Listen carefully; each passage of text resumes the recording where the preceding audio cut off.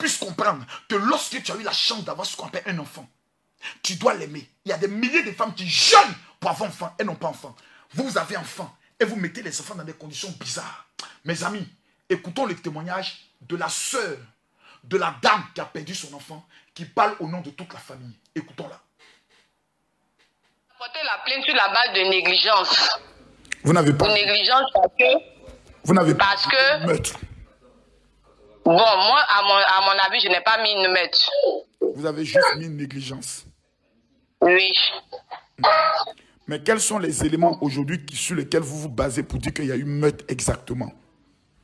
Au fait, comme ma petite soeur avait vu l'appel le 24, où elle avait joué d'une ruse pour dire qu'elle avait envoyé 1 million et puis des iPads pour pouvoir donner au monsieur, ce qui a fait qu'il a pu appeler.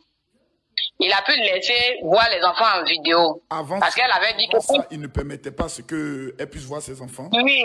Avant ça, il ne permettait pas ça. Elle était obligée d'appeler ses amis qui sont bloqués ici à cause du Covid, qui ne peuvent pas rentrer en Chine. C'est par eux, elle les envoie chez le monsieur pour faire les appels vidéo. C'est par cela qu'elle voyait ses enfants. Ok. Mais elle-même, elle a connu le pasteur là à quel âge exactement? Parce qu'elle parle qu'elle a connu à 16 ans. À 16 ans qu'elle a connu le pasteur. Et il a été son premier homme. Il était déjà pasteur? Il disait qu'il était prophète. Il n'avait pas de ministère. Il vivait en couple familial à la Sukoji, là où il est présentement. C'est-à-dire qu'il n'était pas encore... Il était déjà pasteur, parce qu'il disait qu'il était prophète. Non, il n'était pas pasteur. Aïe. Il n'était pas pasteur. Il dit que Dieu l'a appelé. Ah, d'accord. Il est prophète. Voilà. Donc, il est prophète. Donc, si je comprends bien, il était dans son appel. Voilà. Il était dans son appel. Il n'était pas encore en plein temps. Non. D'accord. Donc, il a déviégé à 16 ans. Et elle a eu son premier fils à quel âge? Elle a eu son premier fils là à 17 ans. Donc, elle était mineure. Elle était mineure. Et ils se sont mariés à quel âge? À même 17 ans là, il a dit que il voulait de la fille. Puisque la petite, c'est quelqu'un qui n'avait pas connu d'homme et pied patin à l'église. Donc, il a dit à ma petite soeur que Dieu l'a mis à cœur que ma petite soeur était sa femme. Et quand elle est venue nous porter l'information qu'elle veut se marier avec lui, nous, la famille, on s'est opposé. On dit qu'on ne veut pas. Elle est de quel Parce que on est bêtés, on est du même village avec ce dernier-là. Ah, donc lui aussi, il est bêté. Il est bêté. On est du même village. Et les deux familles se connaissent. Ok. Moi, j'ai pas su que vous avez fait votre direct hier, sinon j'allais vous appeler sur le direct. Donc, à 16 ans, il a déviégé. À 17 ans, oui. Est-ce qu'un enfant peut se marier à 17 ans? Il faut une autorisation parentale. Il a falsifié. Il a falsifié l'extrait de ma petite soeur, sans que nous, on ne soit informés. Il y a un de mes frères qui est décédé maintenant. Quand il a falsifié l'extrait de naissance de ma petite soeur pour aller se marier à la mairie de Yopougon. Puisque nous tous, on s'est opposés. On a un oncle même qui était son témoin, qui a l'arrêté, qui travaille à la BCAO, qui a refusé le mariage. Si vous voulez même, je peux vous donner les contacts de tous ceux qui sont témoins de ça. Ok. Donc, on va maintenant revenir sur le problème en question. Oui. Quand vous avez porté la plainte pour, comment on appelle ça, pour négligence. Pour négligence. Et puis maltraitance. Qu'est-ce que maltraitance et négligence? Qu'est-ce que la police a fait jusqu'à ce jour-là? C'est à vous, elle a fait la procuration, mais c'est à qui elle a fait la procuration? C'est à moi. C'est à moi. Et puis moi, c'est moi qui ai porté la plainte. D'accord, donc ça devient très moi qui ai porté la plainte. Voilà. Donc c'est vous qui avez eu... Donc moi, elle m'a appelé le 24 soir, tout embrouillé, et puis elle pleurait que ma grande soeur... Je veux bien vous expliquer. Bien avant qu'elle m'appelle le 24 soir pour me dire que les enfants sont malades, moi, je suis en contact avec le père. Moi, j'ai pas de souci avec lui. Bizarrement, avec moi, le courant passe. Je l'appelle, je lui demande les informations des enfants. Quand je viens faire mes courses à Abidjan, je vais chez lui, je lui donne de l'argent. Je paye les cahiers de ma petite soeur. Chaque rentrée, c'est moi qui envoie. Je viens lui remettre ça. Les fournitures scolaires des enfants. Depuis les enfants vont à l'école, c'est moi qui viens leur remettre ça. Et quand il y a les cadeaux... La dernière fois que tu as vu les enfants, c'était quand? La dernière fois que je... Non, je ne l'ai pas vu les enfants, mais je l'ai appelé le 18 décembre. Mais toi-même, la dernière fois que tu les as vus, même, c'était quand? La dernière fois que je l'ai vu, c'est dans le mois de novembre. C'est dans le mois de novembre. Donc avant le mois de décembre. C'est dans le mois de novembre que j'étais venu à Abidjan et je suis passé voir les enfants. Ok, quand tu es allé voir les enfants, quel était l'état des enfants? Parce que tu as combien de témoins oculaires? Les enfants, au fait, là, ils stressent les enfants. Les enfants n'ont pas le droit de sortir. Les enfants n'ont pas le droit de s'amuser. Et quand on lui demande, les enfants, de venir en vacances chez nous, ils refusent catégoriquement que les enfants sortent. Les enfants même demandent à venir nous rendre visite en vacances. Ils refusent catégoriquement. C'est que nous, on n'a pas le droit d'avoir accès aux enfants. Donc, les enfants, là, ils ne sortent pas. Moi, je voudrais que cette enquête, cette histoire-là, vous pouvez vérifier de long et en large. Parce qu'on ne peut pas mentir, on se reproche rien. Notre objectif, là, c'est de demander l'ouverture d'une enquête. C'est pour ça, les informations que me donner, c'est ce qui va me permettre de pouvoir faire un compte rendu clair. Voilà. Les enfants ont eu déjà à se plaindre de maltraitance auprès de toi. Soit d'être offensés. Les enfants, moi, quand je viens là-bas, les enfants se plaignent. Que les papas traitent les mamans de bordel, de prostituées. Que les papas, les mamans les aiment pas. C'est ce que mes enfants me disent. Les papas les empêchent de sortir. Le plus grand, lui, il parlait pas beaucoup parce qu'il avait beaucoup peur. C'est le plus petit qui parlait un peu beaucoup. Et quand je viens là, souvent quand... On va continuer le témoignage. C'est la partie du film qui devient maintenant intéressante. Écoutez bien. C'est la partie là qui devient maintenant intéressante. Vous allez maintenant bien l'écouter parce que j'ai posé les questions de ratissage. Est-ce qu'elle-même, elle a déjà vu les enfants? Est-ce qu'elle-même, elle voit les enfants étant maltraités? Parce que la maman a parlé. Mais la dame qui raconte là, le témoin, la femme qui a la procuration qui est en train de nous parler, n'a pas de problème entre elle et le pasteur. La preuve, c'est elle qui amène les cahiers. C'est elle qui vient rendre visite. Donc le pasteur la connaît comme une femme sans problème. Donc elle ne peut pas venir se venger ou elle ne peut pas venir vendre le pasteur. Elle veut simplement dire la vérité dans les faits. Mais je vous pose la question. Pensez-vous que le combat doit continuer? Ou pensez-vous que nous devons abandonner le combat? Je vous pose la question. Alors, si vous pensez que le combat doit continuer, mettez les cœurs. C'est maintenant que je vous demande de mettre les cœurs. Pour sécuriser le direct. Cliquez ici, partagez. À droite ici, partagez dans le groupe. Et partagez la vidéo dans tous les groupes. On va suivre maintenant la suite du témoignage. Je dis, c'est maintenant que ça devient intéressant. Écoutez bien. Je demande à tous ceux qui sont magistrats, avocats, de nous aider dans ce dossier. Non pas contre le pasteur, mais nous voulons voir clair dans cette affaire. Suivons la suite du témoignage. Je laisse l'argent aux enfants. Il dit, maman, quand tu nous donnes notre argent, nos papas prennent. Ils ne nous donnent pas. Donc, les enfants se plaignaient comme ça. Et j'attirais son attention. Mais quand il vient, les enfants se taisent. Mais c'est quand le papa n'est pas là que les enfants arrivent à me parler. C'est comme ça. D'accord. Et moi, j'ai attiré l'attention au père. D'accord. Pour dire que tu n'es plus avec Mireille, mais les enfants n'ont rien à voir avec ça. Laisse Mireille parler, avoir accès à ses enfants. Okay. C'est comme ça que je parle. Mireille en question, elle est en Chine, ça fait combien de temps? Mireille, elle est en Chine, ça fait 5 ans maintenant. Ça fait 5 ans maintenant. Oui. Ça veut dire que le premier temps avait autour de 9 ans par là.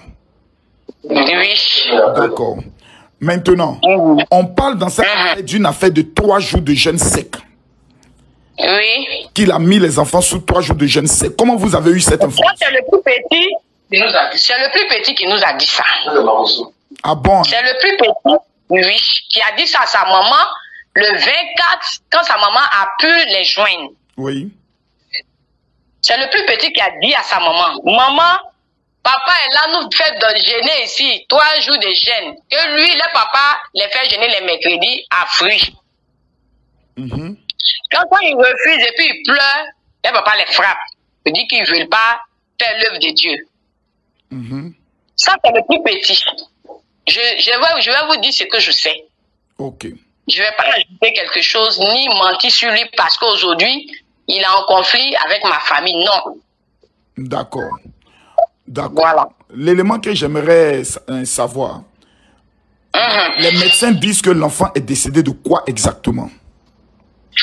On est parti, lui-même quand le commissaire nous a convoqué à la brigade des mineurs, moi, ils m'ont demandé. Est-ce que vous avez le nom? Ils ont pris le commissaire Zaka.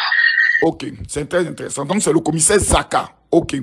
Oui. Le commissaire Zaka qui m'a donné la convocation quand je suis allé porter plainte, accompagné de l'avocat que je connais. Donc, ils ont fait la convocation et le commissaire Zaka a appelé le district d'Abidjan, le commissaire du district de Yopougon. Oui. Le commissaire du district de Yopougon au 16e.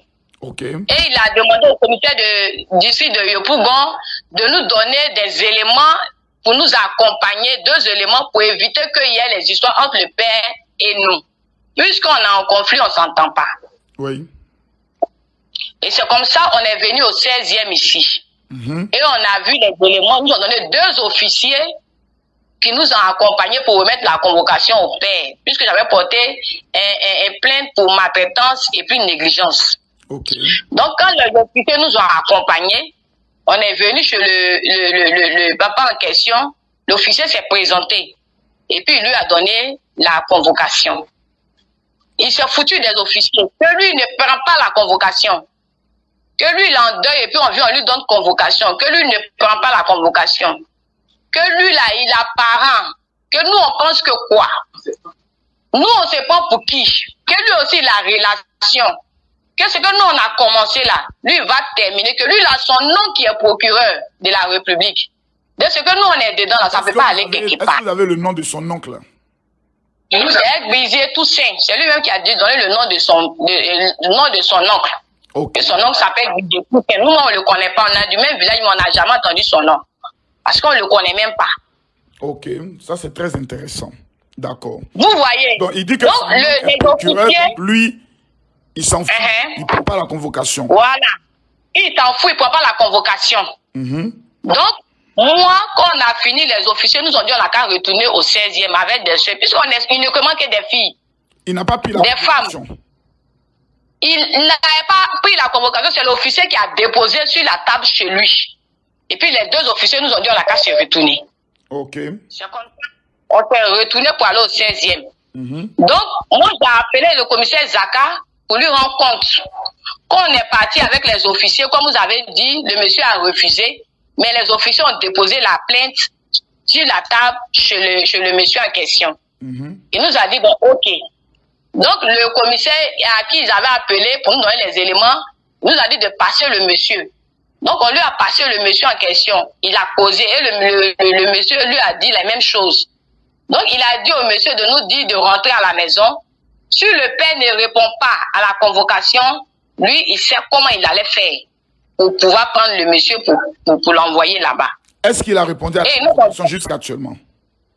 Le lendemain, nous, on nous avait dit de partir l'attendre à la brigade des mineurs là-bas. S'il ne répond pas à la convocation, ils vont venir le chercher. Donc, quand nous, on est parti à la brigade des mineurs, il est venu. Ok. Il a répondu à la convocation. Donc, quand on est arrivé, ils nous ont confié à un lieutenant, on dit Makoso Kamagate comme ça. Elle a la brigade aussi des mineurs. Ce sont elles qui nous ont entendus. Elles ont entendu le père. Et c'est comme ça, ils ont dit que comment j'appelle? Le commissaire voulait nous rencontrer, nous 2. Et c'est comme ça, nous tous, on est rentrés dans le bureau du commissaire. Et puis le commissaire l'a entendu. Le commissaire l'a demandé, mais il t'a envoyé la convocation hier, là. Pourquoi tu as refusé de prendre? Il dit non, lui, il en deuil, il voit les policiers rentrer. Lui, il a eu peur, c'est pourquoi il n'a pas décoché, il n'a pas pris la convocation. Mais après conseil, les gens lui ont donné conseil et puis il est venu répondre à la convocation. Maintenant, on a expliqué. Le commissaire dit, bon, elles disent qu'elles sont venues le 27 sous appel de les sœurs pour venir, comme tu dis, tu as fait des soins.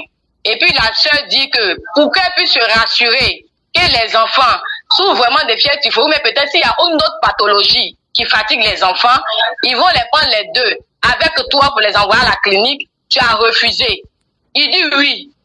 Que lui, il a refusé catégoriquement de nous donner les enfants parce que lui, il a son médecin qui suit les enfants dans son quartier. Il a une clinique, une ONG chrétienne que le médecin là est là-bas, qui suit ses enfants. Donc, lui, tant que le traitement que le médecin là lui a donné n'est pas fini, il ne peut pas nous donner l'enfant, les enfants, pour faire d'autres bilans. Donc, nous, on n'a qu'à partir. Si lui finit son traitement et que ça ne va pas chez les enfants, il va nous appeler.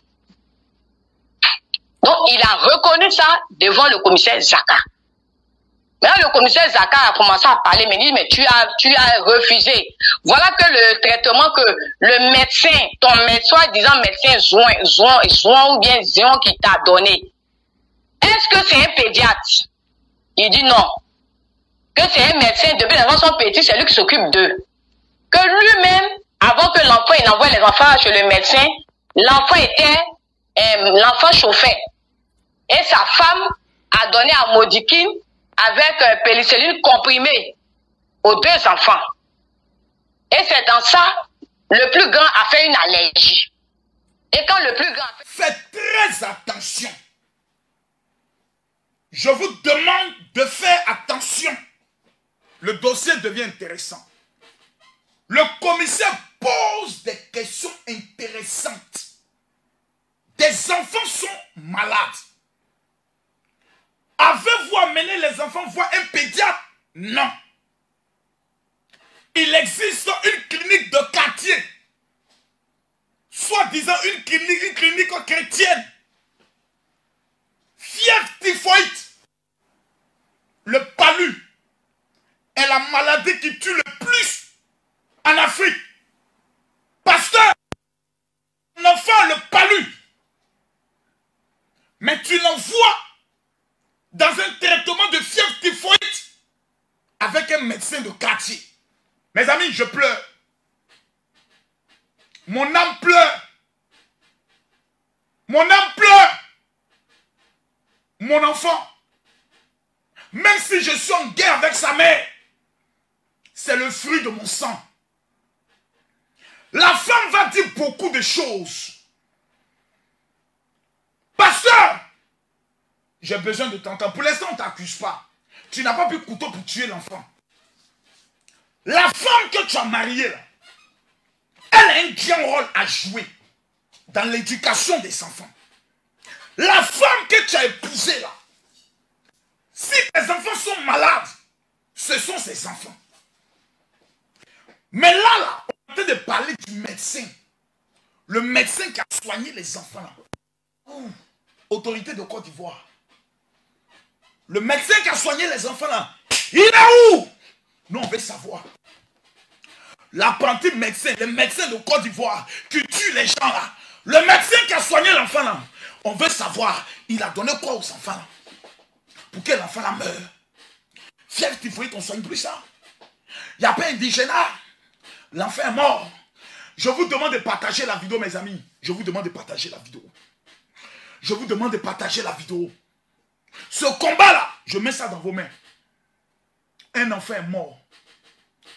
Ici, là, c'est plus la maman qui pleure, la femme qui parle. Là, elle est claire. Et les questions que le général pose, ce sont des questions juridiquement parlant fondées.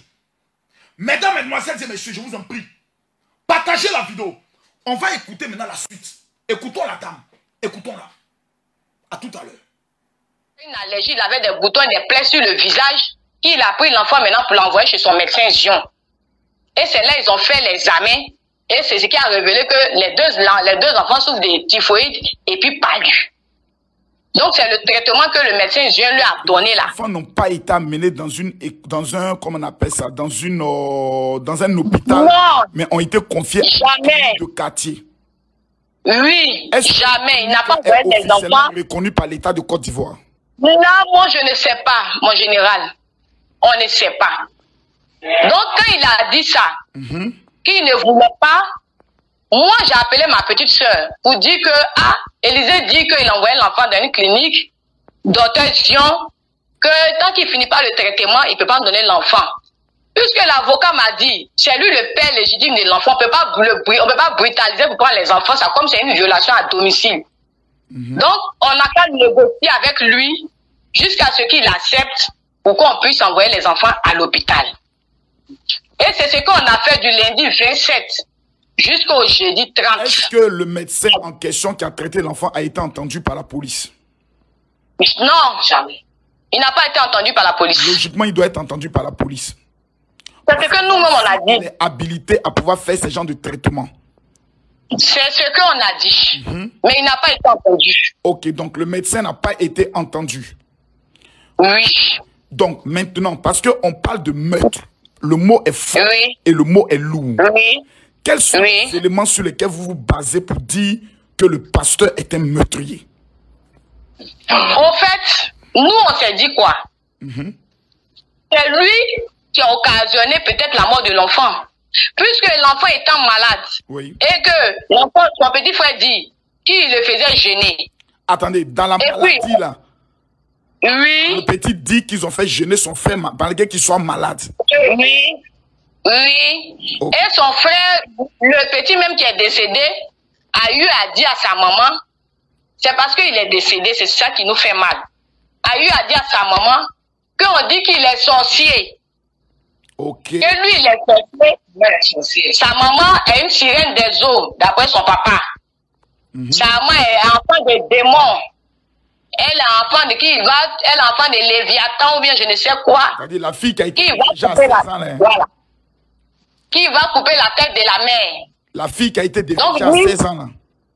Voilà, donc il disait ça à sa maman. Maintenant, quand il voyait, peut-être il voit sa maman, quand il parle à sa maman, il regarde à côté et puis il s'éteint. Donc sa maman a compris que il était intimidé. Donc lui, il n'a plus parlé. Donc c'est là sa maman a commencé à insulter son papa. Tu traites mon enfant de sorcier, pourquoi? Et ils ont commencé à discuter et puis il a arraché le téléphone aux enfants. Je vais vous faire venir les vidéos. Ah, il y a même des vidéos. Oui, mais les vidéos, elle-même, c'est elle qui parlait, les enfants, elle a filmé. Mais c'est pas comme elle a enregistré, mais on n'entend pas. Mais tu vas voir les images pour voir. Ok, vous amenez-moi ça par WhatsApp. Je vais prendre le soin de recevoir ça. Parce qu'en fait, je vous informe en même temps que pendant que vous êtes en train de me parler, je suis en train d'enregistrer. D'accord, il n'y a pas de souci. Dans le film. Ok. Ok. D'accord. Ne quittez pas, s'il vous plaît. Ok. Maintenant, depuis que vous êtes au niveau de l'hôpital, plutôt au niveau du commissariat, quel a été votre dernier rapport avec comment on appelle ça, l'enquête en est où exactement actuellement? Quand on est parti, quand on nous a attendus à la brigade des mineurs, le commissaire Zaka a exigé au père. Il dit, mais tu t'es opposé pour dire que tu vas faire ton traitement. Jusqu'à le premier mort.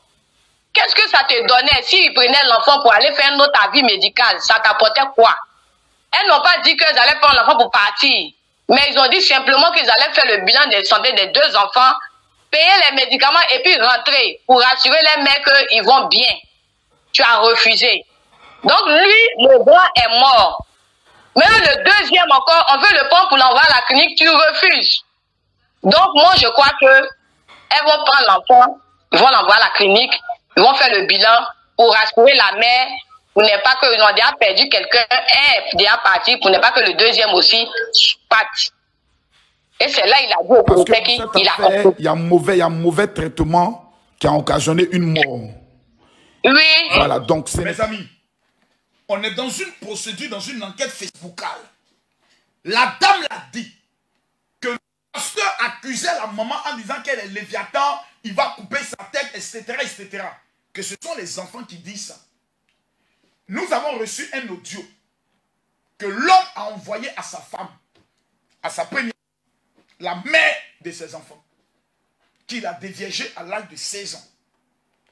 Et dans l'audio, là, c'est le pasteur qui parle à la femme. Qu'elle est esprit de... Elle est esprit... On va écouter l'audio du pasteur. Avant qu'on revienne sur le témoignage de la dame. Mathieu, si on revient sur le témoignage de la dame, ça ne va pas couper? Ok, on va écouter ce que le pasteur a dit. Et on va revenir pour que vous compreniez, pour ceux qui nous prennent en marche, que cette affaire, nous, on ne veut pas accuser le pasteur. On ne dit pas quelqu'un a tué. Mais nous, on veut voir clair. Parce que l'enfant appartient à la Côte d'Ivoire. Écoutons le pasteur. Qui est Satan. Mais je sais que toi, tu es enfant du diable. C'est que tu as toujours échoué dans ta vie. Tu es un enfant du diable. Tu as vu, tu as fait sortir ton vrai caractère. Tu es enfant de Satan, me montrer Satan. Satan, il sait qui il est. Et puis, je sais qui toi tu es. Et puis, mon Dieu, il a vaincu. Et puis, sa tête du serpent, là, ta tête du serpent, il a coupé ça. S'il pense qu'il il faut regarder. Je disais que tu as connu, puis maintenant, là, c'est pas la même personne. Tu veux me montrer Satan, là? Je le connais. Je sais où le diable dort. Je sais où tu dors. Je connais tout de vous. Toi, ton père Satan, là, je connais tout de vous. Mais vous êtes vaincus. Je t'attends. Là, tu sauras qui est Jésus. Tu ne l'as jamais connu. Tu l'as combattu. Mais tu seras mis à nu et tu seras vaincu au nom de Jésus. 2022, là, il faut regarder. Il faut noter ce que je t'ai dit. Comme tu dis, tu vas me montrer qui est Satan. Moi, te montrer qui est Jésus. Parce que tu es vaincu. La tête du serpent, de Léviathan est coupée au nom de Jésus. Essaie. Il faut essayer. Moi, je te donne 3 mois. Il faut essayer. C'est que tu dis que tu as montré Satan. Il faut essayer. Tu as apprécié. Mon Jésus triomphe toujours. Il gagne toujours. Il gagne toujours. Tu as une plaisantine. Ton père Satan, c'est un plaisantin. Ton père Satan, c'est un plaisantin. Tu n'as rien eu, c'est à quoi tu es là. Si ton père Satan était Dieu, ce que tu voulais quand tu as fait des conneries, tu allais avancer dedans. Mais ton père Satan, il va t'abandonner. Je te le dis, dans 3 mois, ton père Satan va t'abandonner. Et tu sauras que c'est quelqu'un qu'on ne peut pas lui faire confiance. On est là. C'est moi que tu veux défier. Ce n'est pas moi. C'est mon Jésus. Mais tu viens de dire quelque chose qui est réel. Tu veux me montrer Satan. Mais il faut te tranquilliser. Je sais qui il est. Moi, je le sais. J'ai vu tous ses faces. Mais toi, tu ne sais pas qui est mon Jésus. Sache que la tête du Léviathan du serpent sera coupée. Et comme c'est ton père, prépare-toi. Parce que tu vas pleurer avec lui. Blague. Là, nous entendons des choses qui sont claires. Et quand on voit les notes vocales, on voit que les notes d'en haut n'ont pas été écoutées. Et nous sommes dans un conflit assez brutal entre 2 parents qui se sont connus au bas âge et qui ont continué leur conflit. Et je suis convaincu que le pasteur aurait dit à la dame, qu'est-ce que le pasteur a dit? Toi, tu es une enfant du diable. Ah bon, moi je suis le diable. Il va te montrer qui est Satan. Et voici la suite. Conclusion, un enfant est mort. Écoutons toujours le témoignage de la sœur de la dame qui est témoin oculaire et qui a la procuration dans ce dossier. Écoutons-la. La brigade mineure de le régler, c'est la brigade criminelle maintenant de le régler parce que ça devient un problème criminel. Est-ce que votre avocat a pris attache directement avec, comment on appelle ça, la police criminelle? Voilà, je ne sais pas. Vous êtes où? Sinon, nous, actuellement, on a Yopougon. Nous, on ne vit pas ici, on est à Bangou. D'accord. C'est depuis cette histoire qu'on est là. Je vais vous amener tout à l'heure le numéro d'un capitaine qui est au niveau de la police criminelle. Ok. Même qui a eu à faire l'enquête en ce qui concerne le décès de ma femme, là, c'est eux la spécialité. D'accord. De le contacter en mon nom pour que vous fassiez la procédure pour porter la plainte. D'accord. C'est une plainte qui est simple. C'est une plainte meurtre. Voilà. Oui. Non, on appelle ça, je crois, on appelle ça quelque chose non volontaire. D'accord. Où c'est un traitement de maladie qui a occasionné la mort, il faudrait qu'on puisse savoir est-ce que tous les éléments ont été mis en place pour sauver l'enfant. C'est ça. Puis de là, est-ce qu'il y a eu acte de maltraitance qui a occasionné la mort? Est-ce que l'enfant, son traitement, a eu à faire des jeûnes forcés? Tous ces détails-là, il faut qu'on puisse les vérifier. Dernière information que j'aimerais savoir, est-ce que l'enterrement a eu lieu déjà? Non, moi-même je suis allé à l'Ivocef de Trècheville. J'ai demandé s'ils ont fait la levée, puisqu'ils ne nous donnent pas d'informations. Ils ne nous en fait... Si vous ne prenez pas attache avec maintenant, parce qu'il faut qu'une autopsie soit faite sur l'enfant. C'est ce que ma petite a demandé. C'est pourquoi il m'a fait une procuration pour la représenter légalement ici. Madame, oui. Vous êtes à Yopougon, oui ou non? Je suis à Yopougon. Descendez maintenant au tribunal de Yopougon. D'accord. Maintenant, pendant que je vous parle là, prenez toutes les vidéos, descendez au tribunal de Yopougon, exigez de rencontrer le procureur de la République. Dites vous venez de ma part. D'accord. Allez de Yopougon ici. Yopougon là-bas. Habillez-vous directement. Dites que portez vos habits en papier. D'accord. Et vous expliquez l'affaire en long et en large. Vous demandez qu'il y ait une ouverture d'enquête parce que le dernier est un témoin oculaire. D'accord. Le dernier enfant là, c'est un témoin oculaire qu'on peut prendre le soin d'interroger maintenant. Donc sur cette base, je demande à tous ceux qui sont sur TikTok, allez maintenant sur ma page Facebook Makosso Camille. Parce que le téléphone que j'utilise pour TikTok sera utilisé pour donner la parole aux auditeurs. Mathieu, mets s'il te plaît mon WhatsApp 00225 01 50 50 50 22.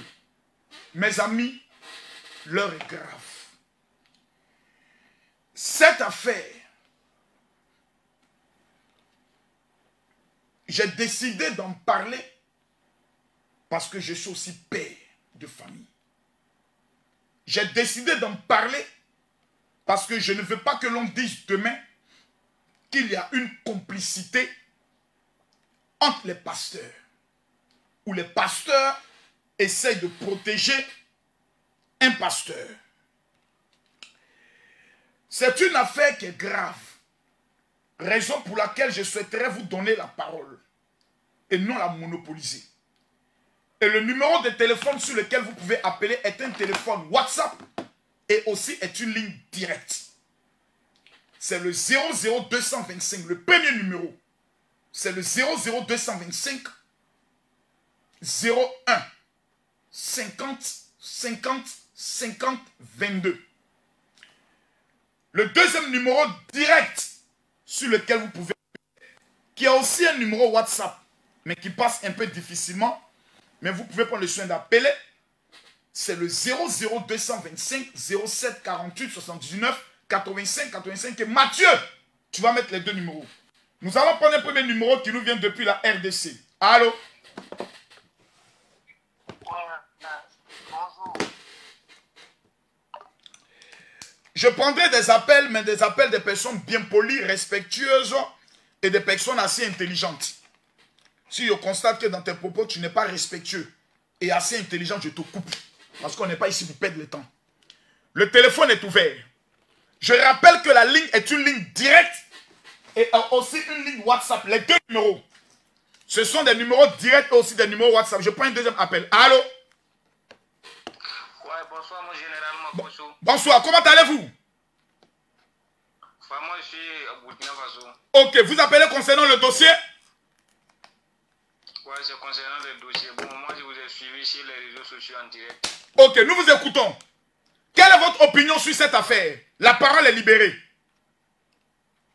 Voilà, bon, en tout cas, moi, j'aimerais un jour vous rencontrer, mais je ne sais pas comment les procédures. Je prends un autre appel. Allô? Oui, allô? Oui, allô, bonsoir. Oui, bonsoir, mon général. Oui, nous vous écoutons. Oui, franchement dit, j'appelle pour l'histoire du petit David. Oui. C'est vraiment écœurant ce qui s'est passé, franchement. Depuis hier, j'ai suivi un peu les mouvements sur les réseaux sociaux, tout et tout. Ça fait mal. Ça fait mal. Nous, on nous écoute pas là-bas pour pouvoir accuser le pasteur si vraiment il a mis l'enfant sur jeûne ou pas. Oui. Mais déjà, la question qu'on se pose, c'est de savoir, quand tu as un enfant qui est malade, que tu n'as pas les moyens, en tant que père, si vous, aujourd'hui, je touche du bois, Général Makosso, l'un de vos enfants est malade, que vous êtes limité financièrement, est-ce que vous n'allez pas prévenir votre seul de l'autre côté pour dire, ma soeur, viens-moi en aide? Mais bien sûr. Et si je ne suis plus avec sa maman, je vais m'appeler sa maman pour dire qu'il faut m'aider. Voilà. Parce qu'on voit dans la vidéo, la mère, à aucun moment, elle nous a mentionné qu'elle est informée que l'enfant est malade. Ça, déjà, c'est déjà très grave. Oui. Déjà le peur. Parce qu'elle, oui, continue de parler. Je vais laisser les gens parler. Parlez, oui. Donc, si lui, les moyens financiers, est-ce que le pasteur, il n'a pas une famille, il n'a pas de frères et de sœurs? Si lui, au niveau de sa famille, ils n'ont pas eu la finance nécessaire pour assister l'enfant, la famille de la dame qui est à Bengo, puisque la grande sœur de la dame dit souvent, elle appelle le monsieur pour avoir les nouvelles de l'enfant, il pouvait quand même appeler cette année pour dire ma belle, voilà, les enfants sont malades, je suis limité financièrement, je veux faire le nécessaire pour eux, mais je ne peux pas.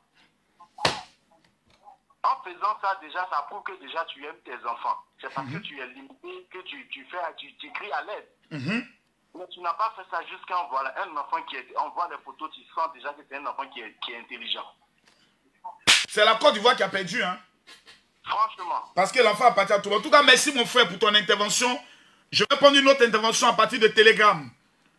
Voilà, là ça ne passe pas. Je vais prendre une autre intervention à partir du Togo. Allô? Le dossier est un dossier international. Nous avons un appel depuis le Togo. Allô, nous vous écoutons. Oui, mon général. Oui. Bon, moi, je préfère qu'on engage une procédure contre le mari. Parce qu'il ne peut pas se permettre de donner un médicament à son enfant. Allô? On doit traîner le monsieur en justice. Allô, on doit oui, je vous écoute. Hein. T'as dit le monsieur doit être traîné en justice. Oui, c'est ça. Parce qu'il ne peut pas donner de médicaments sans avoir consulté un médecin. Il n'est pas un docteur, il n'est pas un pharmacien. Ouais. Donc on peut parler de négligence qui a conduit à une mort. Ouais. Merci beaucoup. On doit le traîner en justice. Merci beaucoup. Merci, mon général. Je prends un appel depuis Abidjan. Je rappelle que le téléphone et WhatsApp est aussi une ligne directe. Allô? Allô? Bonsoir, madame. Bonsoir. Bonsoir. Nous vous écoutons. Je suis le direct de pasteur. Vous êtes en direct avec le général Kami Makosso. Et on souhaiterait aussi que la famille du monsieur puisse intervenir hein, pour nous donner une autre version si nous n'avons pas de version. Alors, nous vous écoutons, madame. Parce que je suis étonné, je n'ai jamais vu ça. Ah! Vous n'avez jamais vu ça, hein? Oui, oui. Parce que franchement, tu ne peux pas avoir tes propres enfants et puis vouloir les tuer. Pourquoi? Tu maltraites les pauvres enfants. C'est que fallait, je sais pas. Pas dans la mer, elle va s'en occuper, mais tu prends les enfants puis tu les maltraites. Pourquoi? Elle en Chine, elle peut s'en occuper. Donc laisse la maman s'en occuper. Si tu ne peux pas t'en occuper des enfants, mais tu les prends, tu les maltraites. Pourquoi? Pourtant, là, elle fait 9 mois si un enfant, et puis tu as venu maltraiter mon enfant. Pourquoi? Maintenant, on t'amène, elle dit que donc, je vais amener les enfants à l'hôpital. Tu dis, tu veux pas aussi. On sait pas ce que tu veux au juste. Tu t'en pas de... Pourtant, la pauvre femme, elle a fait 9 mois, elle a fait ses enfants. Et puis en plus, là, tu l'as pris quand elle était mineure. C'est-à-dire que, du genre, tu l'as maillée jusqu'à la fille, tu l'as dévergée à 16 ans. C'est-à-dire que ça n'a rien à... Elle était mineure. Parce que moi, j'ai vu la photo de la fille, elle est en forme, hein? Donc, imagine qu'elle avait 16 ans. En tout cas, merci, madame. Merci beaucoup. Merci. Maintenant, oui. Quand l'enfant... Et puis tu les maltraites. Est-ce qu'on peut faire ça? On ne peut pas faire ça. Papa, on ne peut pas faire ça. Je prends un appel depuis la Centrafrique. Allô? Allô, la Centrafrique? Allô, allô, allô, allô, allô, allô? Allô? Bonsoir, le général. Bonsoir, madame. Comment allez-vous? Oui, bonsoir, général. Bonsoir. Ça va, je vais bien, merci. Je voudrais bien réagir sur le sujet. Allez-y, nous vous écoutons. Parce que c'est un sujet qui a lieu aussi dans tout le monde entier. Hein? En Afrique, les enfants maltraités, issus d'un premier mariage. Autres, nous vous écoutons. Je suis d'accord que la famille du défunt garçon puisse porter plainte pour meurtre au lieu de porter plainte pour maltraitance.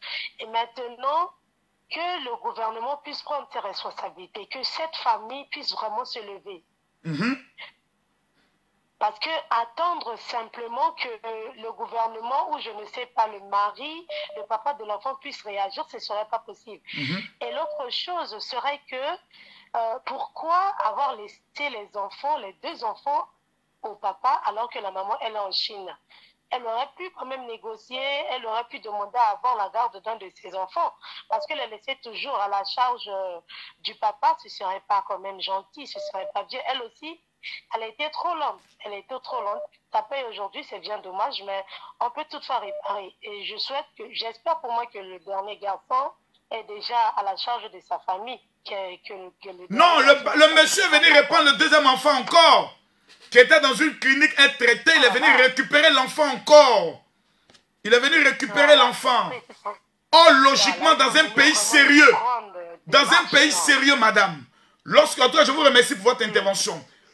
Et c'est là, quand souvent j'entends des personnes me dire, non, mais le ministre ne peut pas s'ingérer dans cette affaire comme ça. Moi, je suis désolé, mes amis. Je suis désolé. En France, et nous sommes sous le même régime, il y a suspicion de maltraitance, les services sociaux récupèrent l'enfant. Il y a suspicion de maltraitance d'enfants. Là, on parle de mort d'homme.